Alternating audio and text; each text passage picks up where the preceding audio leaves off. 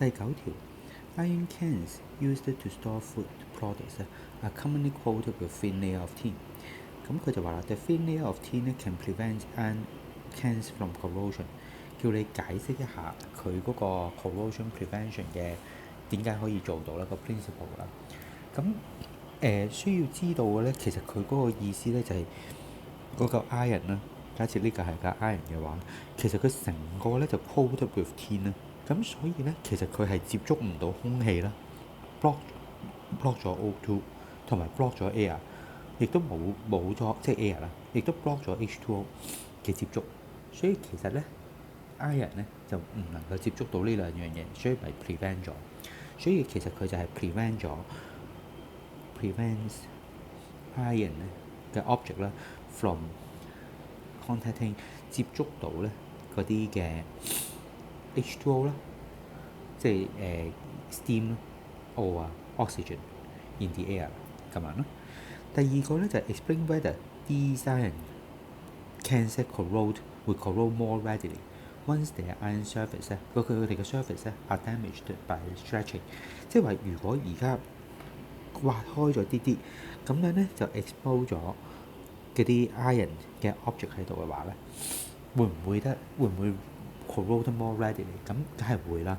個原因咧就係 tin 咧其實係 less reactive than， 咁就 less reactive than iron 啦，呢個就一定嘅。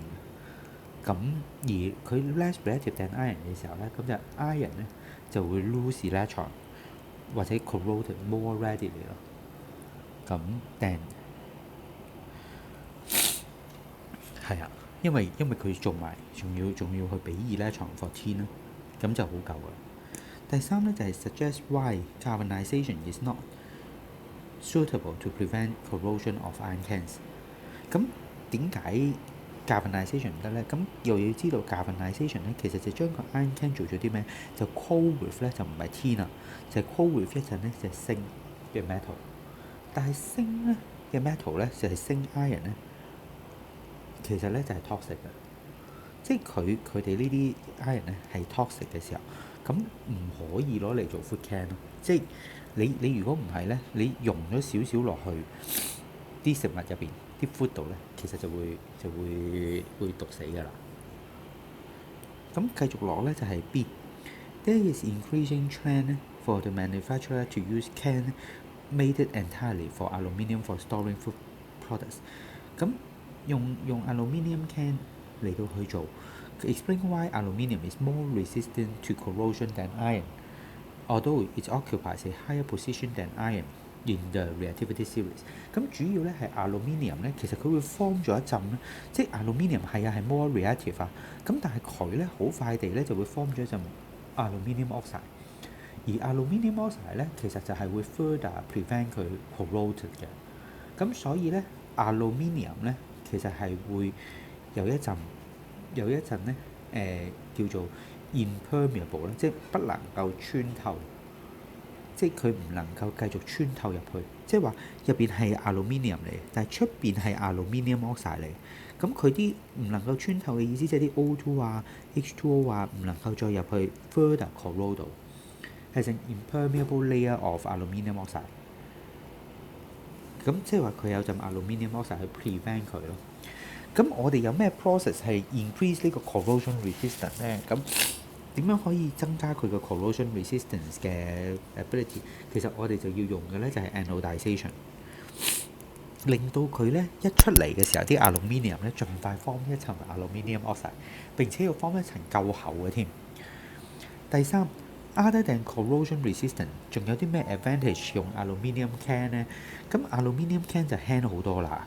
咁但係你唔好搭輕喎，即係一搭輕又唔得喎。light 呢個字咧唔係咁樣用嘅，即係唔係真係輕。我哋應該話 aluminium has lower density， 即係佢個 density 咧係低過鐵咯，than iron 啦，或者係佢本身都係一個 low density 嘅 metal。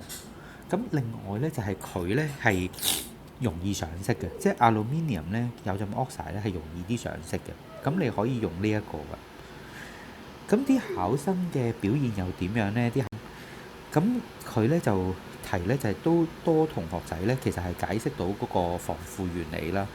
都有4分3啦，一半啦能夠可以俾出正確嘅解釋，2/3都提得出即係鋅 iron 係有毒啦。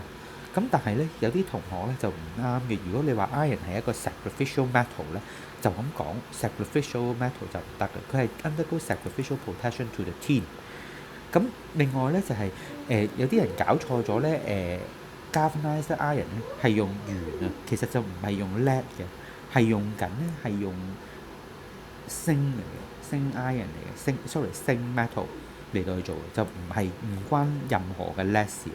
咁所以就 galvanized iron 就係砷咯，即係或者鋅咯。而繼續落咧，其實講到 aluminium 咧，點解aluminium 可以 resist corrosion 咧？其實佢哋都講得啱嘅啲嘢。